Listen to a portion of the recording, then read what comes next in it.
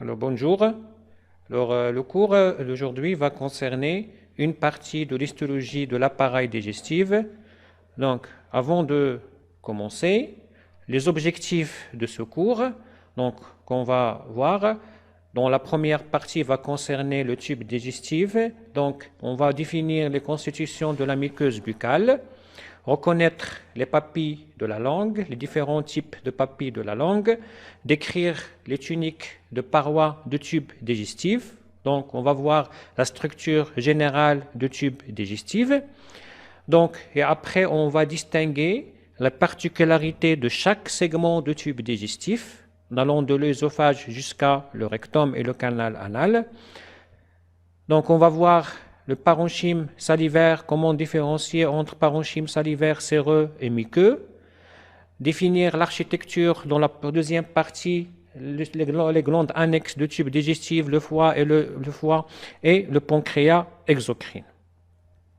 Donc, comme généralité, donc, le rôle sur le plan de vue fonctionnel, le rôle de l'appareil digestif, donc il faut dans le rôle principal, donc c'est réduction des aliments en molécules très simples qui pourront être absorbées à la suite au niveau de l'intestin grêle.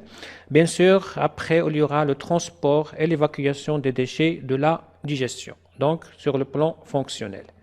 Sur le plan histologique, on distingue trois grandes parties de tube digestif, de l'appareil digestif. On a la cavité buccale qui renferme la langue, les dents, les organes de goût et les glandes salivaires. Et bien sûr, le tube digestif qui renferme une série de cavités et d'organes creux. Ça commence par l'œsophage, puis l'estomac, l'intestin grêle, le côlon et le rectum. Et bien sûr, les glandes annexes au tube digestif qui participent aussi à un métabolisme au niveau du digestif, comme principalement le pancréas et le foie et les glandes salivaires. Donc, on va voir d'abord la cavité buccale, comme premier chapitre, suivi de tubes digestifs qui renferment, on a dit, l'œsophage, l'estomac et l'intestin grêle et le grand intestin, et les glandes annexes, deux grands chapitres, le foie, le pancréas et les glandes salivaires. On va commencer par la cavité buccale. Donc, la cavité buccale, bien sûr, ça va contenir la langue, les dents et les muqueuses gingivales et tout ça. Donc, ils sont entièrement recouverts d'une muqueuse. On trouvera des glandes salivaires accessoires partout. Et le rôle, bien sûr, dans l'alimentation et la phonation. Donc, sur cette coupe histologique au niveau de la lèvre, ici, c'est la face cutanée de la lèvre. Ici, c'est le bord libre. C'est le bord rouge, ici c'est le bord libre, et la face interne ou le côté interne qui est en regard des dents ou de la cavité buccale à l'intérieur. Donc, on aura du côté externe, on aura un revêtement comme au niveau de la peau.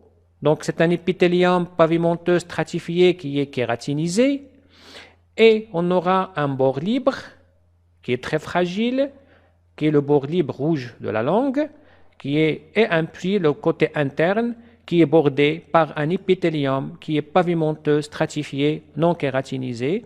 On voit ici les glandes salivaires qui sont éparpillées dans la muqueuse et la semi-muqueuse au niveau de la lèvre de côté interne. On trouvera des faisceaux musculaires à ce niveau-là, des faisceaux musculaires striés.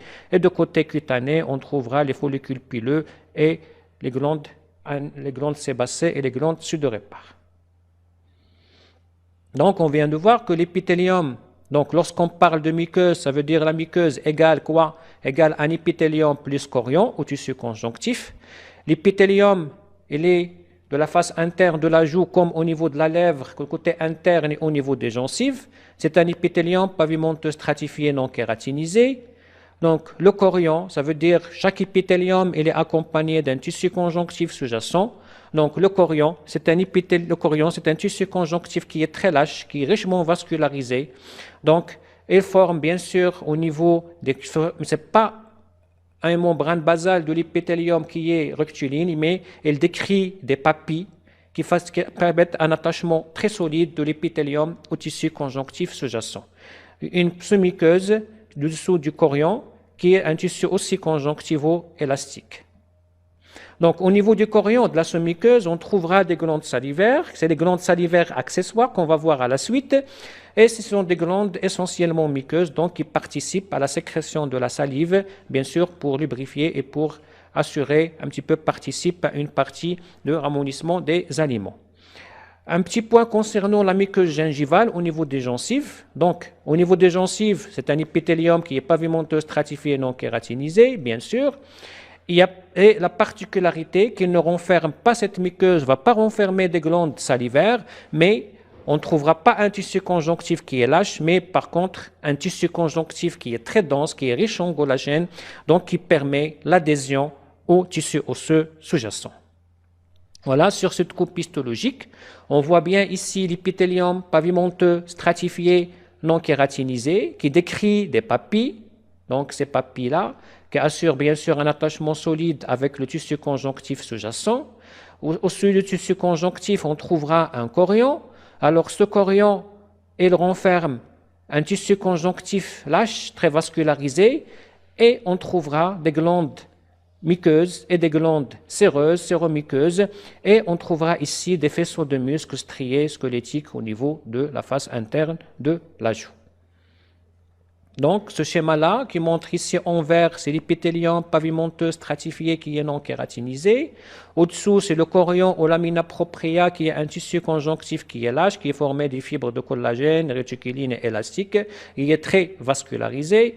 Et on trouvera une semi-muqueuse qui est formée d'une couche fibroélastique et d'un tissu conjonctivo-élastique.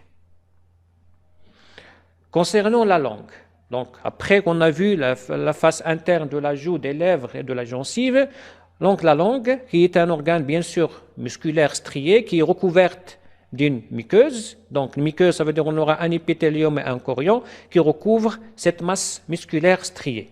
Comme vous le connaissez, la langue, il y a une face qui est supérieure, qui est une face qui est rugueuse un petit peu, donc par la présence de papilles, et une face qui est inférieure, qui est très lisse, donc qui est faite d'un épithélium qui est pavimenteux, stratifié, non kératinisé. Donc la partie supérieure elle n'est pas lisse, donc grâce à la présence des papilles qu'on va voir à la suite. On divise la langue en deux parties, les deux tiers antérieurs et le tiers postérieur. Cette région postérieure avec l'antérieure, ils sont le V lingual qui permet de séparer cette partie antérieure de partie postérieure. Voilà, ici on voit la langue, ici c'est la partie antérieure de la langue ou la région antérieure. Ici c'est le V lingual à ce niveau-là. Donc en avant de V lingual c'est l'antérieur, en arrière c'est le postérieur. C'est les amygdales linguales à ce niveau-là, au côté postérieur. Mais ce qui nous intéresse plus c'est le côté antérieur. On trouvera plusieurs types de papilles. On aura les papilles filiformes qu'on va voir, donc en filet, les papilles fungiformes, ongiformes, et les papilles caliciformes. Donc trois types de papilles au niveau de la langue. On a les papilles filiformes, on va voir les images, après on revient. Donc ici, c'est les papilles filiformes, en filet, dont l'axe conjonctif, c'est un axe qui est unique, à ce niveau-là, et la particularité de ces papilles filiformes, ils ont un épithélium pavimenteux stratifié qui est kératinisé. Donc, elles sont les plus nombreuses, les papilles filiformes au niveau de la langue, donc ils ont un épithélium pavimenteux stratifié qui est kératinisé. Donc cette kératinisation, bien sûr, lorsqu'on mange, il y a des aliments qui sont solides, qui sont chauds, qui sont agressifs, un petit peu tranchants, donc ça permet une protection de la langue, une protection de type, bien sûr, mécanique. Après les papilles filiformes, qui ont un axe conjonctif avec un épithélium malpigien kératinisé, on trouvera les papilles fongiformes. Donc, qui ont un axe conjonctif qui est ramifié. On va voir l'image aussi. Voilà. Papilles fongiformes, fongiques. Donc, il a un axe qui est ramifié, des papilles, voilà, avec axe ramifié, un épithélium qui est pavimenteux stratifié, mais qui est non kératinisé, et on trouvera de côté latéral des bourgeons de goût. Bien sûr, parmi le rôle important de la langue, c'est la dégustation. Donc, c'est le bourgeon de goût qui permet la dégustation pour la sensation de goût. Au-dessus, on trouvera bien sûr, au-dessus de l'épithélium, un tissu conjonctif, on trouvera aussi des glandes salivaires accessoires et le muscle strié de la langue. Après les papilles fongiformes, on parlera de papilles caliciformes. Donc on va voir ces papilles caliciformes. Ils sont là. Regardez, c'est comme calice. Au début, ça donne l'impression qu'on a un axe unique, mais qui se ramifie à la suite pour la présence de ces petits papilles à ce niveau-là, papilles malpighiens. Donc, ces sillons profonds qui délimitent la formation comme un calice, donc comme calice, et on trouvera bien sûr les glandes salivaires accessoires, donc, et ces papilles caliciformes à ce niveau-là, avec un tissu conjonctif à ce niveau-là. Donc, et bien sûr, il va renfermer des bourgeons de goût à ce niveau-là, au niveau toujours latéral.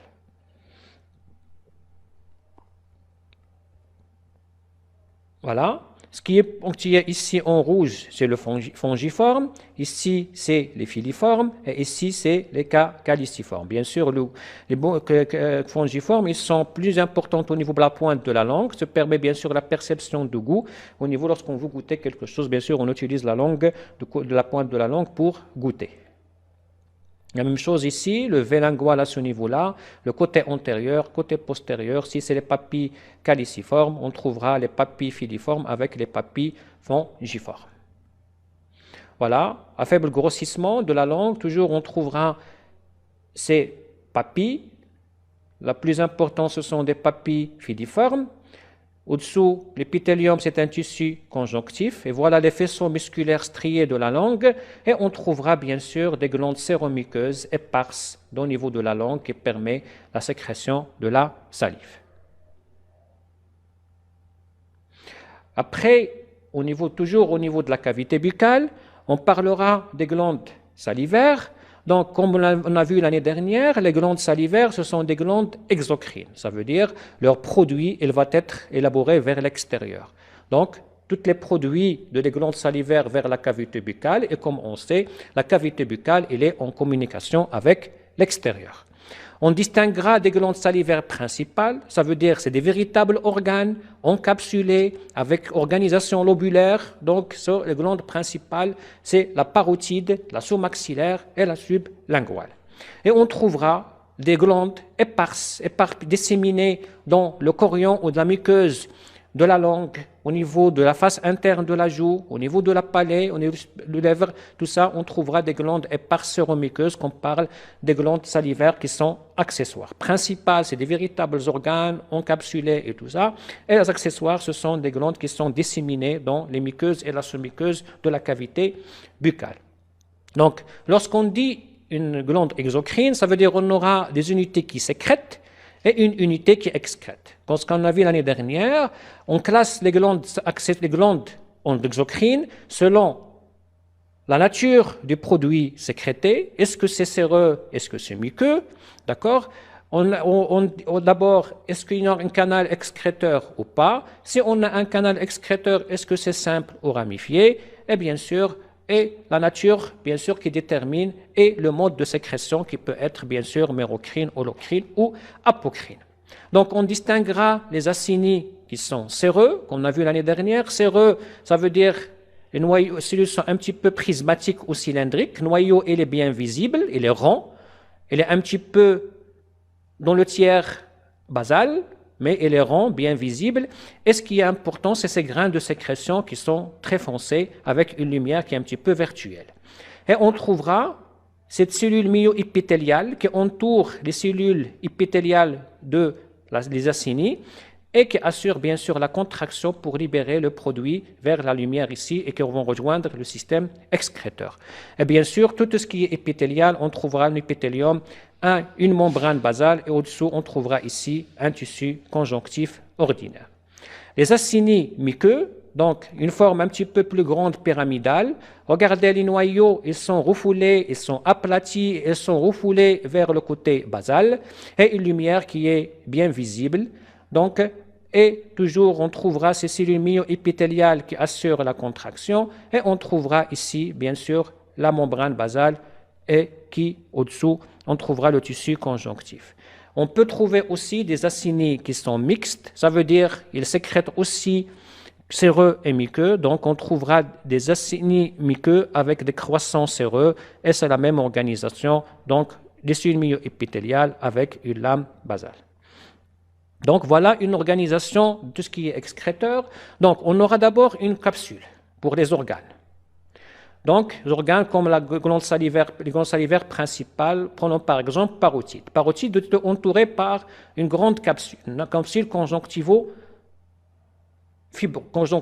qui va envoyer des septa ou des travées, qui va délimiter d'abord des lobes, puis des lobules. Et chaque lobule, il va renfermer des acinis. Pour les acinis séreux, pour le parotide, et on peut avoir des mixtes ou muqueux. Donc ici, c'est la glande salivaire au niveau des acinis à ce niveau-là. Alors, les acinis, ils vont élaborer leurs produits qui vont rejoindre le premier canal qu'on appelle le canal intercalaire ou le passage de Bol. Puis, plusieurs passages de Bol vont rejoindre le canal strié. Puis, plusieurs canaux striés vont rejoindre un canal excréteur ou qu'on appelle aussi un canal qui est interlobulaire. Puis, vont rejoindre des canaux interlobulaires, vont rejoindre le canal principal ou le canal collecteur. Voilà. Sur cette coupe histologique, regardez l'organisation comme en grappe de raisin. C'est que chaque raisin, il renferme des acinis. Par exemple, ici, c'est séreux. Acinus, c'est séreux. Donc, on voit bien le noyau bien visible avec les grains de sécrétion. Et on trouvera en bleu ici des cellules myo-épithéliales. Et cette liserée rouge, c'est la lame basale. Au sein, bien sûr, le tissu conjonctif qui soutient ces structures-là. Bien sûr, après le canal intercalaire qui est le passage du bol, tous va rejoindre le canal strié. Donc, c'est strié parce qu'on trouvera une striation qui est de côté basal, qui fait un petit peu la particularité des glandes salivaires par ces striations basales. Et c'est un épithélium qui est un petit peu cubocylindrique, simple. Puis, les canaux interlobulaires ou les canaux excréteurs, regardez, c'est un canal qui est bistratifié, cubique bistratifié, puis qui vont rejoindre le canal principal ou le canal collecteur. Voilà cette coupe histologique transversale des différents types de canaux. Ici, c'est le passage de Bol, un épithélium qui est cubique simple, puis ici, un épithélium de canal strié, donc les striations dues à la présence des striations basales, c'est un petit peu cylindrique, simple par l'invagination de la membrane cytoplasmique basale et la présence de ces mitochondries, l'abondance de ces mitochondries au niveau de ce canal excréteur ou le canal strié de Pulger. Donc, parotide, on va voir des images. Donc, c'est une glande séreuse pure. Sous-maxillaire, elle est mixte, mais elle est à prédominance séreuse. Et sublinguale, elle est mixte, mais à prédominance muqueuse. Et pour tout ce qui est accessoire, on trouvera les différents types muqueuses, séreuses et mixtes. Par exemple, cette image-là, on trouvera ici, c'est la parotide. Donc, ce sont des acinis qui sont exclusivement séreux. Donc, c'est des acinis séreux.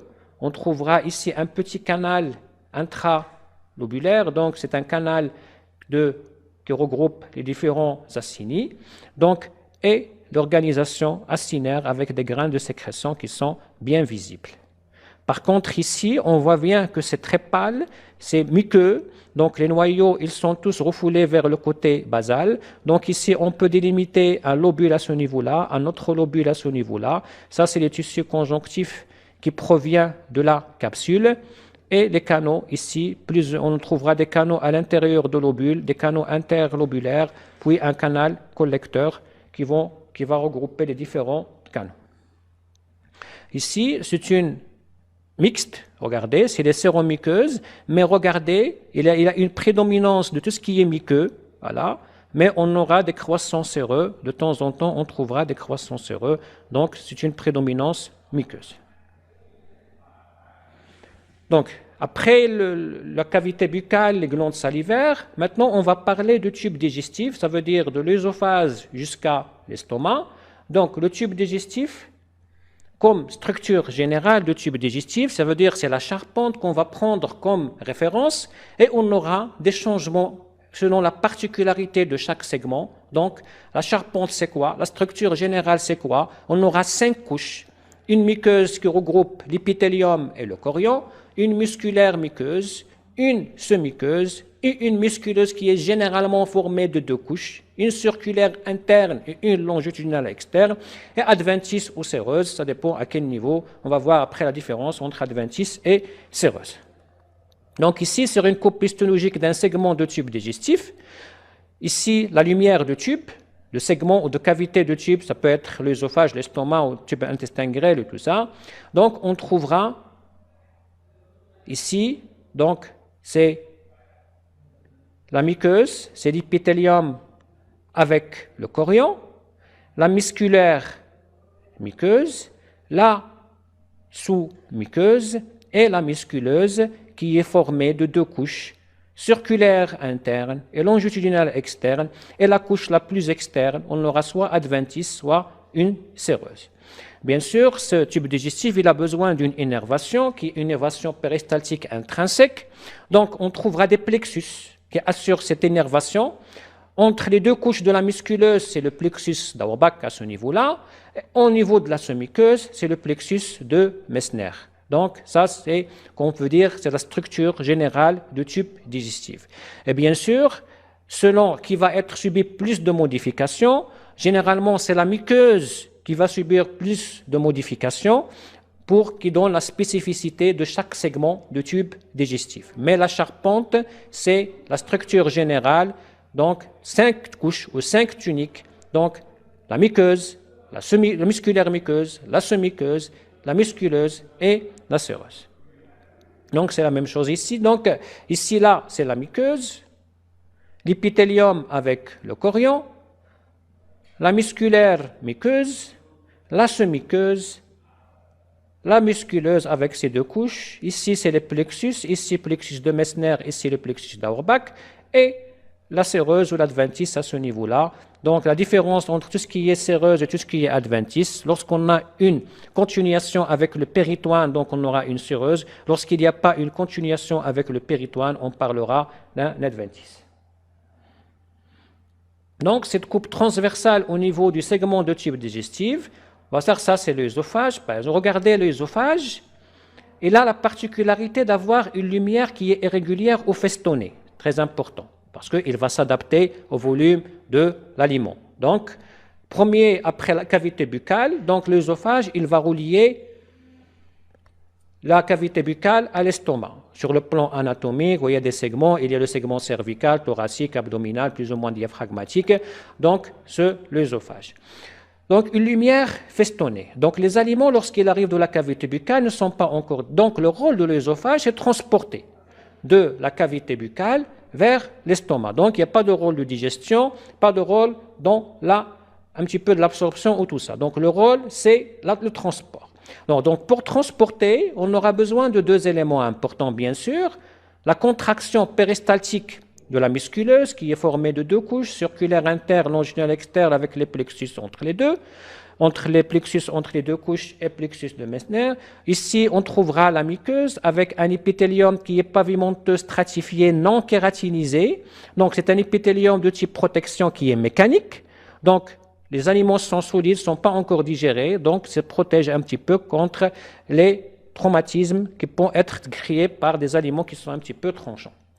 Après, on aura un épithélium, après le chorion, qui est un tissu conjonctif, qui peut renfermer des glandes à un certain niveau, donc proximal et distal pour lubrifier. On trouvera des glandes aussi pour lubrifier à ce niveau-là.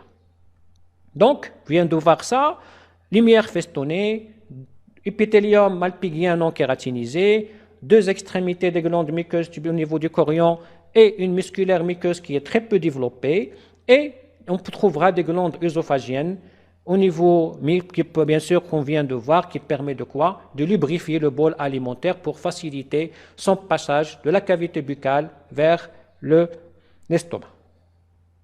Voilà. Un épithélium pavimenteux stratifié non kératinisé. Donc, toujours il y a des papilles qui décrivent le chorion ou la mina propria, la musculaire muqueuse, la semi-muqueuse et la musculeuse. Ici, bien sûr, c'est la lumière de l'organe, l'œsophage. Donc, toujours, c'est le même principe. Il y a une musculeuse circulaire interne, longitudinale externe, ça ne change pas. Mais vers la partie plus basse, bien sûr, on a développé vers le cardiaque et le sphincter qui va un petit peu contrôler le passage de ces aliments de l'œsophage vers un petit peu de l'estomac. Et un ventis qui est peu développé, qui essaie un petit peu d'amortissement. Donc, on parlera d'adventice sur les segments cervical et thoracique. Et on parlera bien sûr d'une séreuse pour le segment abdominal qui est en continuité, dont la séreuse est en continuité avec le péritoine. Donc voilà, on trouvera dans les extrémités des glandes muqueuses, qui est un petit peu lubrifiées, dans les deux extrémités, donc l'extrémité supérieure et inférieure, le chorion, la sous-muqueuse, la musculeuse avec ses deux couches, et ici, bien sûr, c'est la séreuse ou l'adventice, ça dépend à quel niveau on est.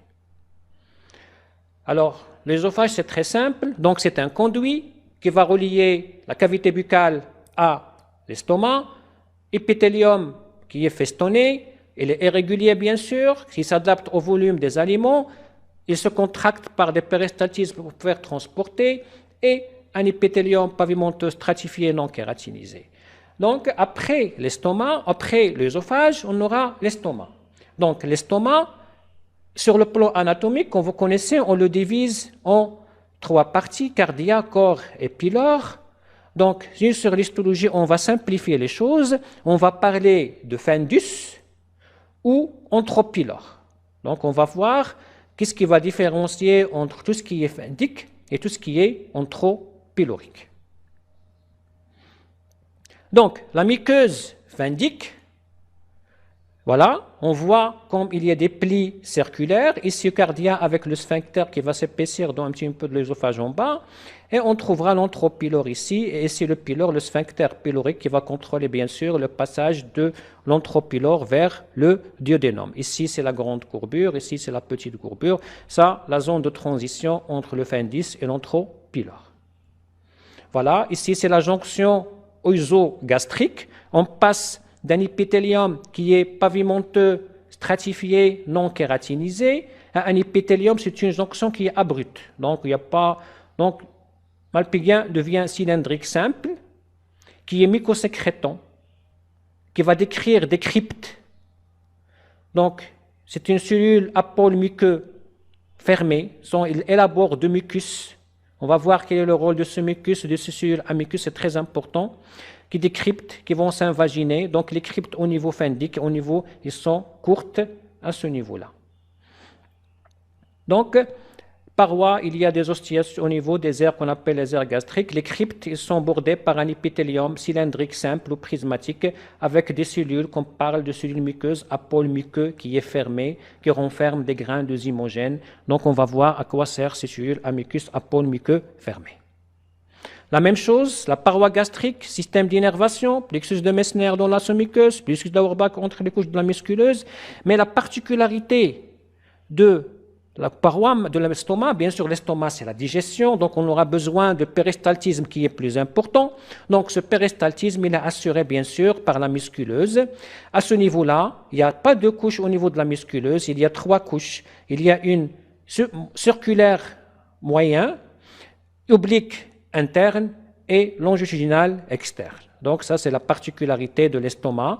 Plus l'épithélium, il y a des cryptes qui vont se continuer avec des invaginations pour former des glandes. Voilà. Et on aura la musculaire muqueuse qui est un petit peu développée à ce niveau-là, qui envoie un petit peu des prélèvements des muscles mineurs vers le chorion.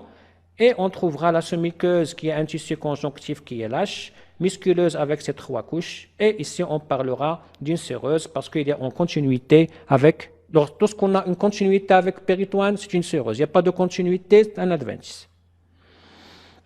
Alors l'estomac fundique, on dit qu'il y a des cryptes, donc les cryptes c'est quoi? Ce sont des invaginations de l'épithélium dans le chorion, et ces cryptes, regardez, elles sont courtes et peu profondes, et ils vont se continuer par des glandes qui sont tubuleuses, droites, regardez, tubuleuse droite, donc tout ça c'est la muqueuse, la hauteur, donc tubuleuse droite, qui va renfermer essentiellement les cellules à mucus.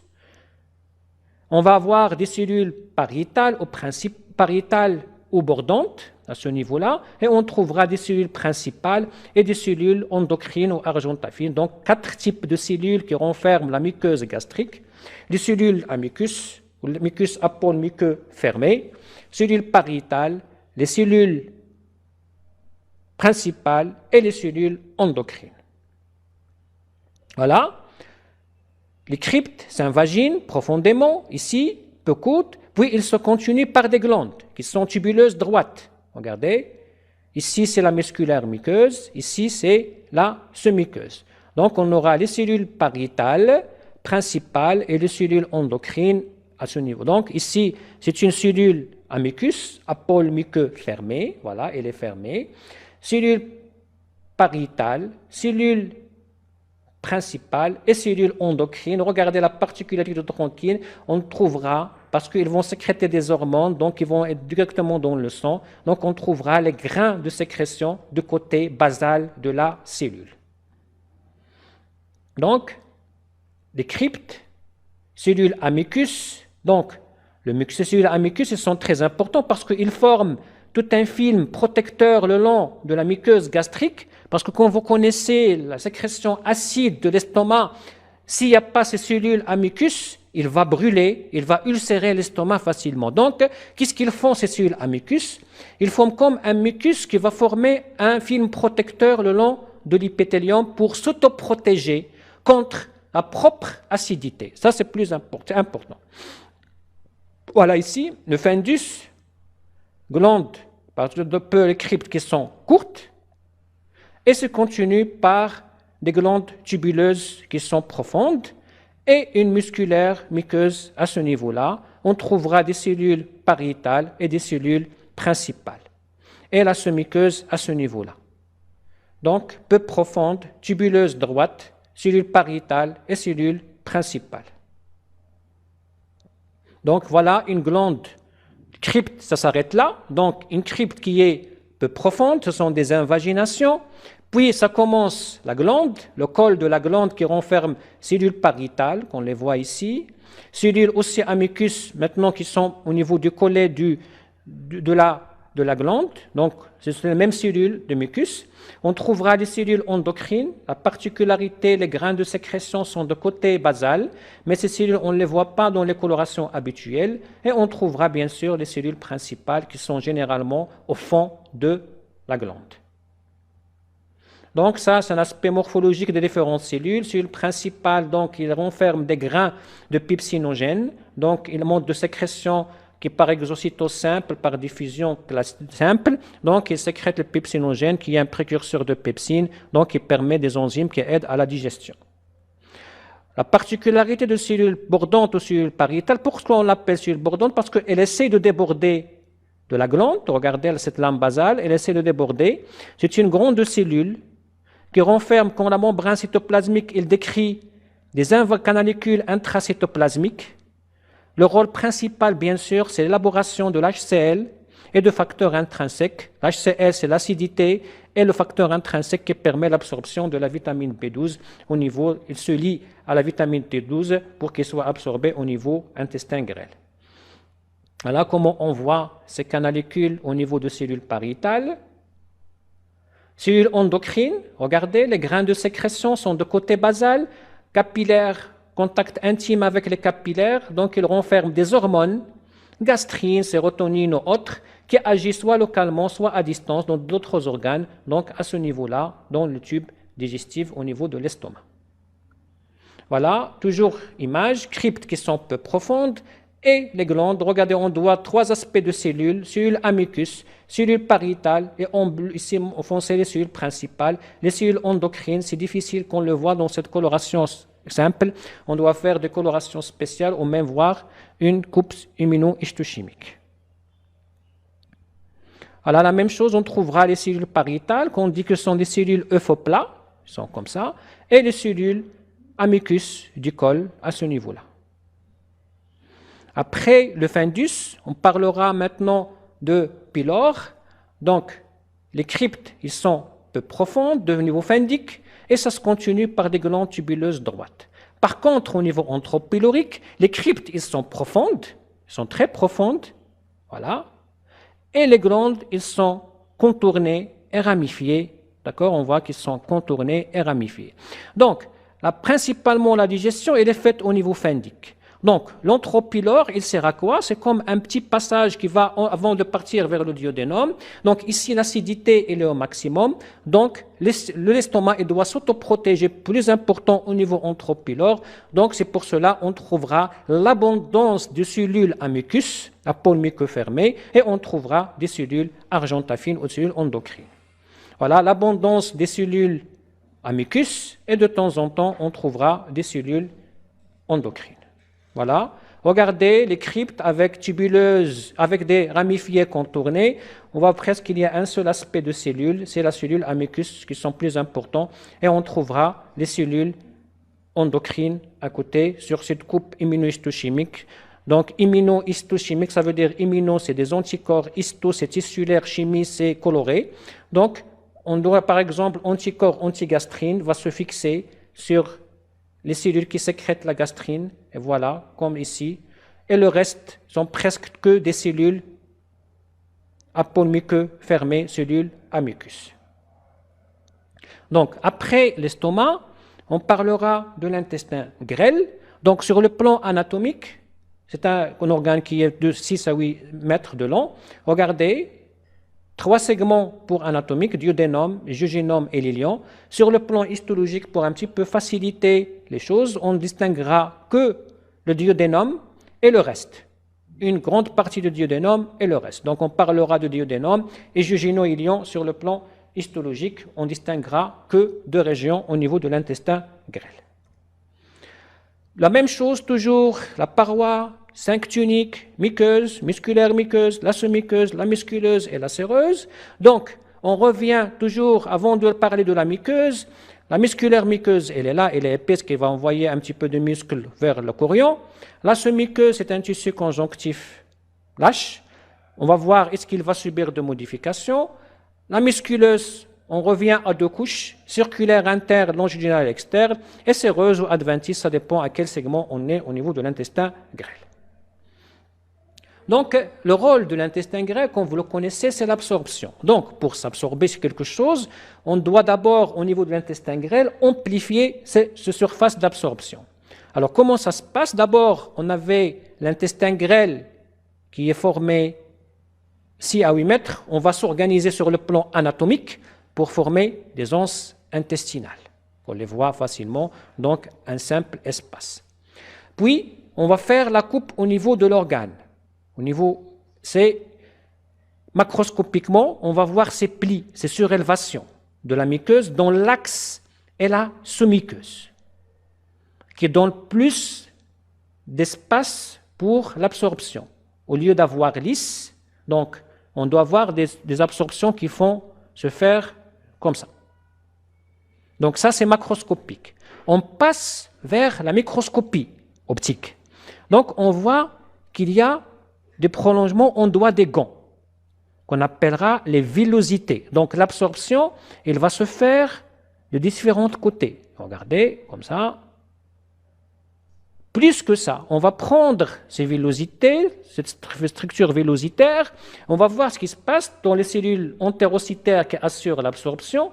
Ça, sur le plan microscopie électronique, on trouvera une organisation qui est microvillositaire, voilà, qui forme un plateau strié.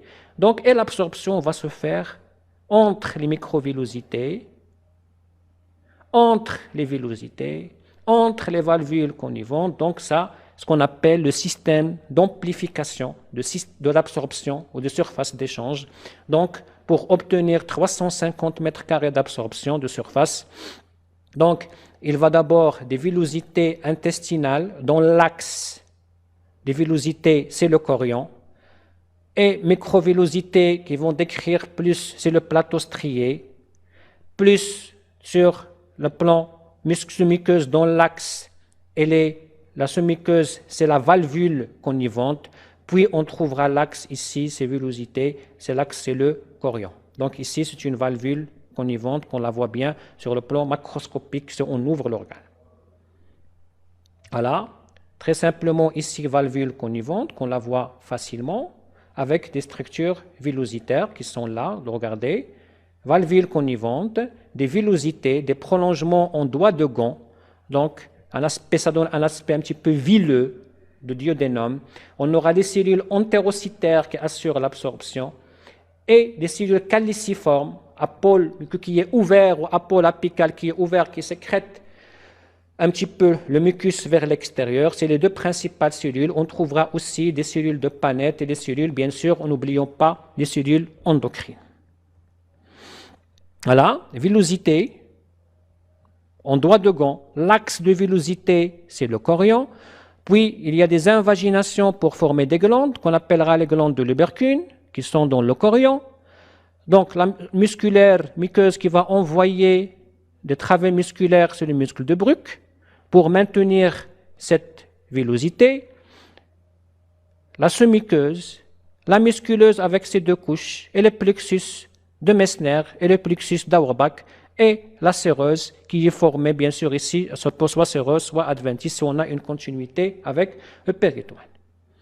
Donc, l'épithélium, il est prismatique simple, il est formé essentiellement de cellules entérocytaires qui sont une différenciation apicale à plateau strié, si on voit en microscopie électronique, ce sont des microvillosités, et des cellules caliciformes qui élaborent le mucus pour lubrifier le passage, pour faciliter le passage. Ce sont les deux principales cellules. On trouvera des cellules endocrines toujours et des cellules M présentatrices d'antigènes. Voilà. Cellules endocrines, toujours les grains de sécrétion de côté basal. Épithélium cylindrique simple, avec plateau strié à ce niveau-là, c'est les cellules entérocytaires. Cellules caliciformes en calice, mucus pour lubrifier, et les cellules M, donc qui est une cellule présentatrice d'antigènes. Voilà, villosité, cellules caliciformes, entérocytaires, l'axe c'est le tissu conjonctif, c'est le chorion, c'est le chylifère qui assure le drainage lymphatique, et on aura des capillaires sanguins à ce niveau-là, au niveau de l'axe. Voilà, les cellules entérocytaires, cellules à mucus, entérocytaires à mucus, donc l'absorption, elle va se faire entre les villosités, entre les microvillosités, donc on a amplifié surface d'absorption. Et au fond, on trouvera des glandes, qu'on appellera des glandes de Lübberkühn. Dans le fond, on trouvera des cellules particulières, ce sont les cellules de Paneth, localisées au fond de glandes, sont très homogènes, on les voit facilement. Donc, cellules caliciformes, cellules entérocytaires. Donc, cellules caliciformes, cellules endocrines, cellules de Paneth et le tissu conjonctif. Donc, les principales cellules qui forment la muqueuse de l'intestin grêle, cellules entérocytaires sont les plus nombreuses, caliciformes, endocrines et les cellules de Paneth et les cellules M. Voilà comment on voit les cellules de Paneth qui sont au fond de la glande de Lübberkühn, qui sont très très foncées, des grains de homogènes, enzymatiques qui sont très bien visibles, donc il peut dire qu'ils ont un rôle dans la défense locale. La villosité, cellules caliciformes avec des cellules entérocytaires, l'axe de villosité c'est le chorion, l'axe de villosité chorion, et les glandes ici qui vont s'invaginer pour former les glandes de Lübberkühn, et la musculaire muqueuse à ce niveau-là. Donc les cellules entérocytaires, ce sont des cellules qui assurent l'absorption bien sûr, regardez, qui ont des microvillosités de longueur et de largeur égales. C'est une cellule qui est très active, bon, qui assure la transition et l'absorption des différents éléments. Grâce à ces microvillosités qui tout simplement fait partie du cytosquelette, donc ces microscopies électroniques, on peut les voir. Voilà, ces microvillosités qui vont réaliser un plateau strié. Voilà les cellules caliciformes en calice avec des grains de mucine qui va sortir à l'extérieur quand dont le rôle c'est lubrifier le tube digestif. Donc c'est lubrification du tube digestif et des cellules endocrines qu'on a des grains de sécrétion à ce niveau-là, de côté basal, qui vont être libérés dans le tissu conjonctif des capillaires, ici le tissu conjonctif sous-jacent. Donc, présence des granulations basales, tout ce qui est endocrine, donc va se libérer donc, dans le sang, soit agir au niveau d'autres organes comme le cerveau, vésicule, pancréas et tout ça. Et les cellules de Paneth, qui sont des cellules situées au niveau de la base de la glande, au niveau du fond de la glande, il y a de grains homogènes qui est très foncé, qu'on le voit facilement en microscopie optique. La musculaire muqueuse, à ce niveau, il est très bien développé parce qu'il va envoyer quand même des fibres pour maintenir l'axe de villosité. Et on trouvera des follicules lymphoïdes de temps en temps qui vont se regrouper pour former des plaques, surtout au niveau de l'iléon jejunum, puisqu'on s'approche du côlon, on s'approche d'une microbiose intestinale très importante. Alors ici, on trouvera la différence, qu'est-ce qui se pose entre tous, pourquoi on a fait cette différenciation entre duodénum et jejunum-iléon. C'est très simple. Donc, le duodénum, c'est le premier contact avec les aliments qui sont acides. Donc, quel est le problème ici? Si on laisse ces aliments acides, ils vont ulcérer la muqueuse duodénale. Donc, on a des glandes au niveau de la sous-muqueuse, des glandes exocrines, tubuleuses, ramifiées, contournées, qui élaborent un produit alcalin, juste de but, pour neutraliser le chyme gastrique, pour devenir un pH neutre, pour qu'il soit absorbé au niveau de l'intestin grêle. C'est pour cela on voit ces glandes de Brunner au niveau de la sous-muqueuse duodénale et pas au niveau jejunum-iléon. Et une musculaire muqueuse qui est bien développée, la musculeuse avec ses deux couches, et adventice, qu'on peut, au niveau, comme vous connaissez, une partie du duodénum n'est pas péritonialisée, donc on parlera d'adventice, et le reste, on parlera d'une séreuse. On trouvera des follicules lymphoïdes plus importants au niveau jejunum-iléon qu'au niveau duodénal. Donc, les glandes de Brunner à ce niveau-là, qui vont élaborer leurs produits dans la lumière, et on parle ici de la sécrétion pour neutraliser. Donc, au niveau du duodénum, on ne trouvera pas des valvules connivantes. Par contre, au niveau du jejunum-iléon, on parlera de valvules connivantes. Ici, il y a des petites surélévations, mais pas l'équivalent d'une vraie valvule connivante.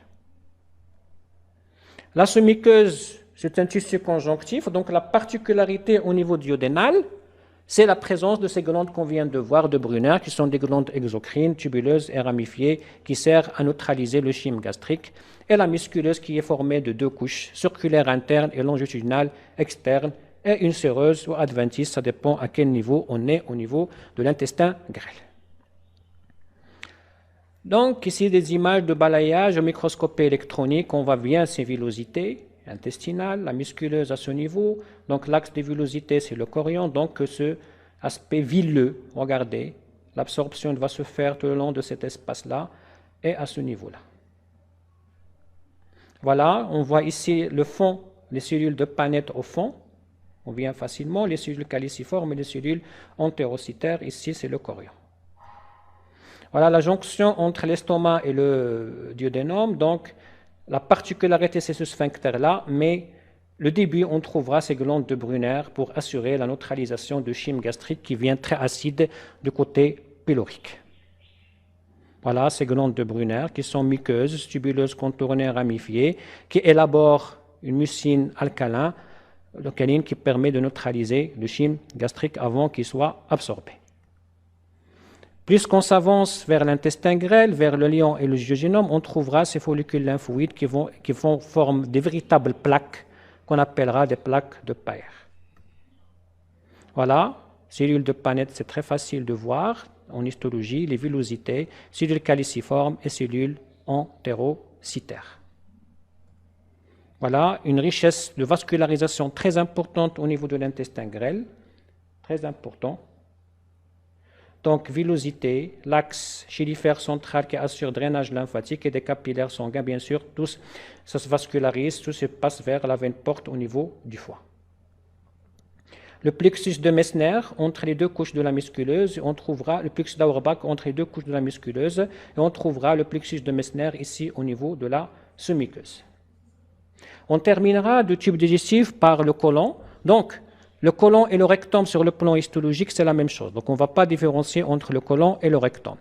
Sur le plan anatomique, vous connaissez, il y a le cadre colique, il y a le côlon droit, côlon transverse, côlon gauche, sigmoïde et le rectum. Donc, il y a des oscillations ici, des bandelettes. Généralement, il y a 3 bandelettes. C'est tout simplement un épaississement de la couche musculeuse externe, longitudinale qui va s'épaissir. Donc, le côlon, le rôle principal du côlon, c'est le transport des déchets. et un rôle secondaire, c'est l'absorption de l'eau de la partie initiale. Donc, le rôle principal, c'est le transport. Pour transporter des choses, on a besoin d'une lubrification qui est très importante. Donc, on doit lubrifier. Donc, lorsqu'on dit lubrification, ça veut dire c'est les cellules caliciformes. Donc, on trouvera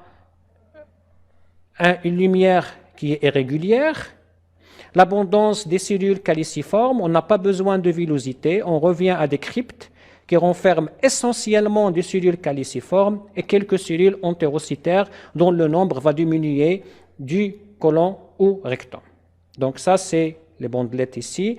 Et le côlon, il est entièrement péritonialisé, donc il y aura toujours une séreuse au niveau du côlon. Voilà, une lumière irrégulière, festonnée, bien sûr ça s'adapte.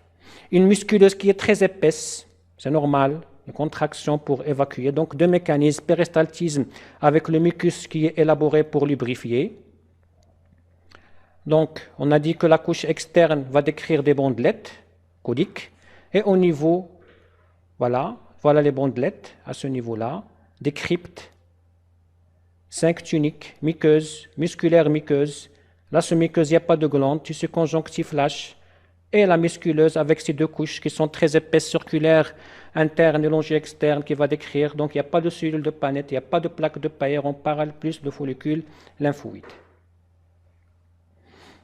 Donc, la même chose, un épithélium cylindrique simple avec des cryptes.